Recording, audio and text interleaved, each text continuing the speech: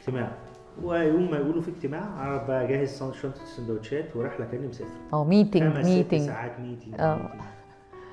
دي بتبقى دردشه مش اجتماع، ده مش اجتماع بيزنس، احنا فاهمين غلط. ايه هو الاجتماع؟ بس انا شخصيا في رايي الاجتماع اولا، اجتماع البيزنس بالذات يعني له قواعد. اولا له اهداف، لازم ابقى محدد ايه الهدف من الاجتماع. لازم يبقى عندي جدول، انا عايزه اقول كذا كذا وعايزه اوصل لكذا كذا كذا. لازم اختار الاشخاص المناسبين للاجتماع، مين الناس اللي فعلا مهمين هيحققوا لي الهدف من الاجتماع. وقت الاجتماع يعني ما اجتمعش بشركه كلها اجتماع؟ لا، ما فيش حاجه اسمها كده. احنا هنناقش حاجه محدده، مين الناس اللي مختصين في الحته دي هيفيدوني وهطلع منهم بحاجه في الاخر. مش قعدنا ندردش. في فرق بين البرين ستورم بقى وبين الاجتماع اللي عايزه اطلع منه بنتيجه. لا، الاجتماع اللي عايزه اطلع منه بنتيجه واهداف ده له جدول وله زمن وله اشخاص محددين وله هدف واضح هنطلع بيه في الاخر وله اناليسيس بعد ما نخلصه.